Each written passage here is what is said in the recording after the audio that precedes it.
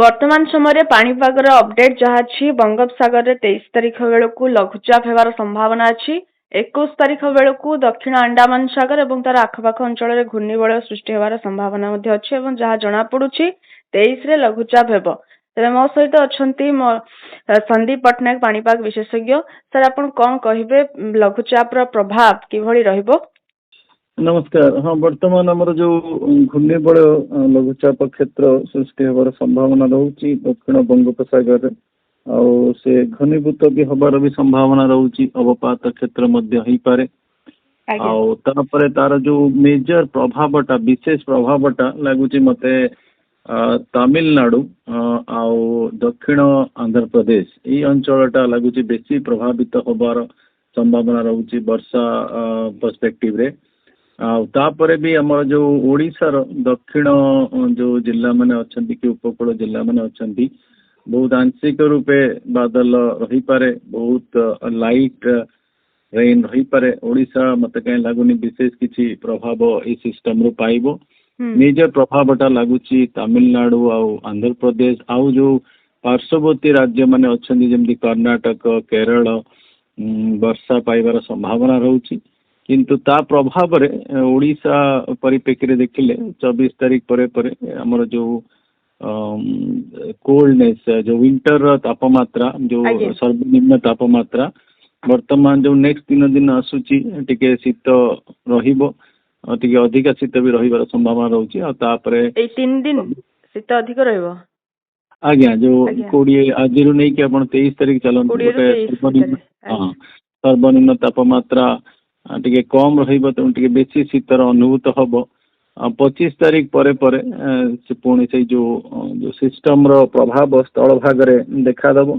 पूर्वा वायु तापरे भू जलीय बाष्प बादल खंड ये सब प्रभाव स्थल भाग रे देखा दला प्रभाव रे तापमात्रा रे पुणी ह्रास पाई माने बढ़िबो आ शीत जो कंडीशन पुणी ह्रास पाइबार संभावना रहउची 24 तारीख परे।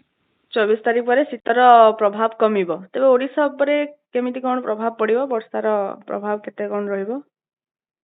वर्षार प्रभाव मते कहीं लागुनी एते रहिबो। बहुत हल्का वर्षा जो 27 रु 30 समय रहउची, बहुत लाइट रेनफॉल रही पारे।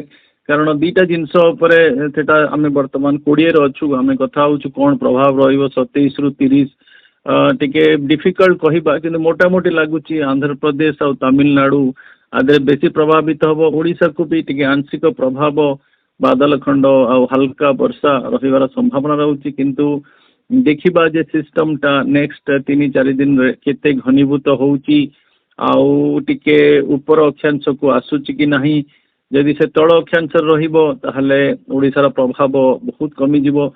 यदि टिके से ऊपर अक्षांश को आसीबो माने उत्तर तमिलनाडु दक्षिण आंध्र प्रदेश से अंचल को यदि प्रभावित करे ताले ओडिशा आंशिक रूपे प्रभावित हो पारे। मोटा मोटी आपण देखिबे यदि ओडिशा आधुर किछि विशेष उपकृत वर्षा होबार भी बहुत कम संभावना लागुची एज ऑन डेट।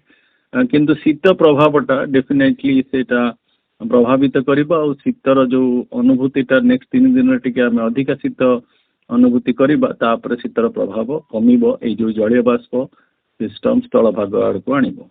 तेबे जदि देखिबा सेतेटा भी प्रभाव पड़िबन जदि बा ओडिशा उपरे वर्षा हुए, ओडिशा रे वर्षा हुए, वर्षार परिमाण भी सेते ओडिशा उपरे पड़िबो नाही जहा अनुमान करा जाउ। वर्तमान आमे 20 तारीख रे अछु। स्थल भाग मते लागुची स्थल भाग पाखु आसु आसु 27 रु जो 30 27 नवेम्बर जो 30 नवेम्बर रहउची सेते बेले मते लागुची सिस्टम रो स्थल भाग उपरे प्रभाव आरंभ हबो। आमे टिके बहुत आगुरु कथा होछु, किंतु वर्तमान जो आपण मोटा मोटी जदि वायुमंडल परिस्थिति देखिए, कारण वर्तमान उत्तर पश्चिम वायु ठंडा वायुर प्रभाव रहुची हमर केंद्रीय भारत आ उत्तर भारत। जदि आमे कहूछु जे ओडिशा रे टिके जो शीतर कंडीशन टिके कमी जिवो 25 तारीख परे, किंतु उत्तर भारत केंद्रीय भारत आ ओडिशा रे भी आंशिक शीत रहिबो। एमति नै जे संपूर्ण छाड़ी जिवो, आंशिक शीत रहिबो। ता माने होची जे उत्तर पश्चिम वायुर प्रभावटा 24 तारीख परे भी रहिबो। आ तापरे भी लागुची गोटे आमर पश्चिमा झड़र प्रभाव रहिबो अराउंड 26 रु 28 भितर जेतेबेले सिस्टम स्थल भाग आड़ को आसुथबो।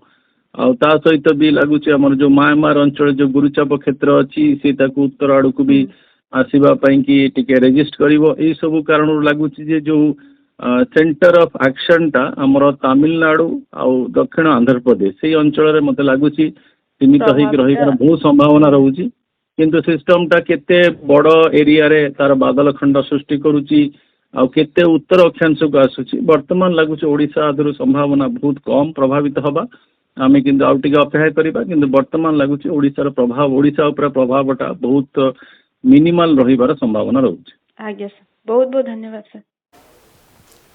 एमती लेटेस्ट अपडेट पाई आम चैनल को लाइक शेयर और सब्सक्राइब करूँ। नमस्कार।